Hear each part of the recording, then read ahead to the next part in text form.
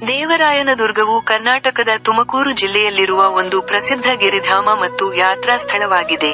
ಇದು ನೈಸರ್ಗಿಕ ಸೌಂದರ್ಯ, ಯೋಗ ನರಸಿಂಹ ಮತ್ತು ಭೋಗ ನರಸಿಂಹ ದೇವಾಲಯಗಳು, ಟ್ರೆಕ್ಕಿಂಗ್ ಅವಕಾಶಗಳು ಮತ್ತು ಐತಿಹಾಸಿಕ ಕೋಟೆಗಳಿಗೆ ಹೆಸರುವಾಸಿಯಾಗಿದೆ.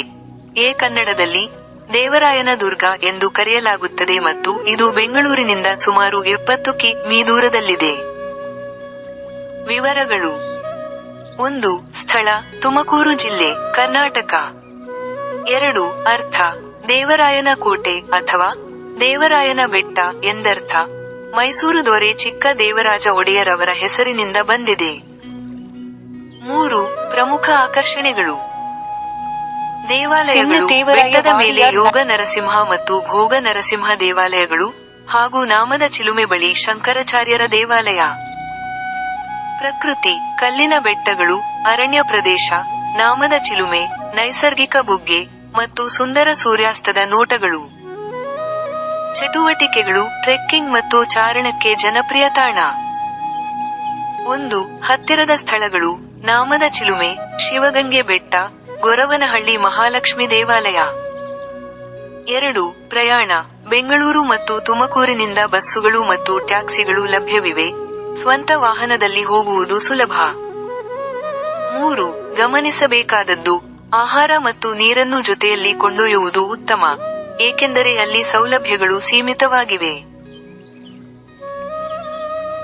ದೇವರಾಯನದುರ್ಗ ಕರ್ನಾಟಕದ ತುಮಕೂರು ಜಿಲ್ಲೆಯಲ್ಲಿರುವ ಒಂದು ಪ್ರಸಿದ್ಧ ಗಿರಿಧಾಮ ಮತ್ತು ಯಾತ್ರಾ ಸ್ಥಳವಾಗಿದ್ದು, ಇದು ಯೋಗ ಮತ್ತು ಭೋಗ ನರಸಿಂಹ ದೇವಾಲಯಗಳು, ಟ್ರೆಕ್ಕಿಂಗ್ಗೆ ಅನುಕೂಲವಾದ ಕಲ್ಲಿನ ಬೆಟ್ಟಗಳು ಮತ್ತು ಅಪರೂಪದ ಸಸ್ಯಗಳಿರುವ ಅರಣ್ಯ ಪ್ರದೇಶವನ್ನು ಹೊಂದಿದೆ.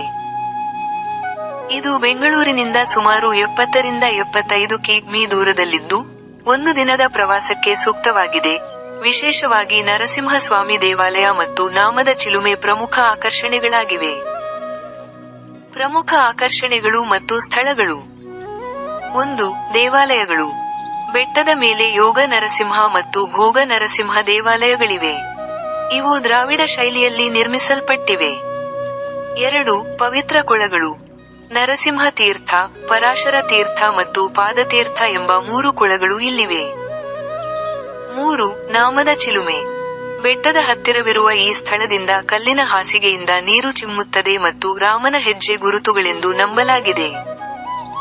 4. ವನ್ಯಜೀವಿ: ಚಿರತೆ, ಕಾಡು ಹಂದಿ ಮತ್ತು ಜಿಂಕೆಗಳಂತಹ ಪ್ರಾಣಿಗಳು ಇಲ್ಲಿವೆ, ಆದರೆ ಅವುಗಳನ್ನು ನೋಡುವುದು ಅಪರೂಪ.